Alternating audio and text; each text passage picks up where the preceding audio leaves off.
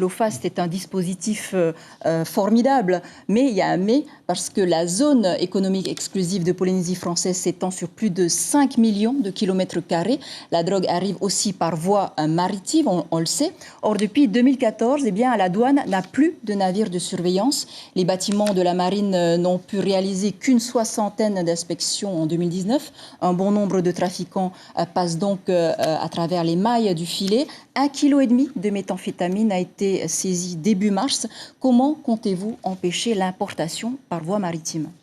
Alors, il faut bien distinguer les choses. Il y a différents types de trafic. Il y a un trafic, je dirais, traversant de drogue, notamment par voilier, qui peut venir d'Amérique du Sud à destination de Nouvelle-Zélande et de l'Australie. Et ce sont des cargaisons qui n'ont pas forcément vocation à venir ici, en Polynésie.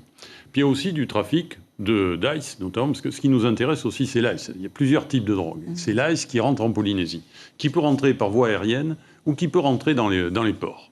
Et d'ailleurs, les nouvelles méthodes de travail que nous avons mis en place avec le procureur général, au travers du plan que nous avons annoncé, avec le président du pays pour la partie prévention, permettent de renforcer, de coordonner l'action des différents services et d'élargir, je dirais, la palette d'action. C'est-à-dire les contrôles dans les conteneurs qui arrivent sur le port ont été renforcés. Ça a permis, vous l'avez dit dans le reportage, des saisies très importantes au cours de ces derniers mois. Et nous allons continuer.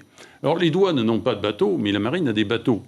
Et ça permet également d'utiliser, les forces armées sont utilisées également dans la lutte contre le trafic. C'est-à-dire lorsqu'il y a notamment il y a des opérations qui ont été menées ces derniers mois et qui ont permis au travers d'une coordination, et ça c'est au titre de l'action de l'État en mer, donc je suis le responsable, qui permettent de coordonner en liaison avec la justice des opérations de contrôle qui sont menées en mer et qui sont menées au large. D'ailleurs, le bateau qu'avaient les douanes n'aurait pas été en capacité d'agir à de telles distances de papier. Donc nous avons ces capacités d'intervention, parce qu'il y a bien sûr les navires pour l'inspection, mais il y a aussi les avions qui sont utilisés. Et comment contrôler les voiliers surtout ? Parce que c'est eux, je pense. Mais ça, c'est pas... Les voiliers sont contrôlés sur la base d'informations. Hein, c'est tout un travail de préparation qui est mené au travers des cellules que nous avons, cellules de coordination opérationnelle, l'OFAST, mais également avec la police, la gendarmerie, les douanes, mais aussi les forces armées. Et nous nous coordonnons pour échanger ces renseignements et pour monter des opérations.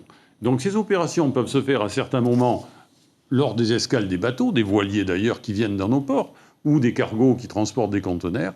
Mais nous menons aussi des opérations en mer, ciblées sur des bateaux. Comment expliquer alors l'augmentation, que l'ice circule toujours aujourd'hui ? Mais l'ice circule parce que c'est une drogue, c'est un fléau, cette drogue. Alors pas seulement, il y a les jeunes, mais pas que les jeunes. Hein, ça concerne tous les milieux. Hein.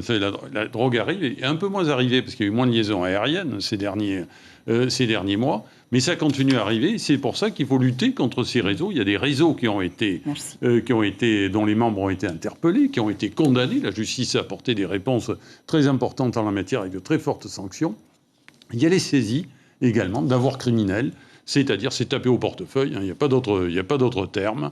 C'est les maisons, les voitures, saisir tous les biens. Et c'est un combat continu qui se mène dans les contrôles aux aéroports, dans les contrôles dans les ports, dans les contrôles en mer. Et c'est ça que nous essayons de renforcer. Merci beaucoup. On va revenir ensuite vers vous.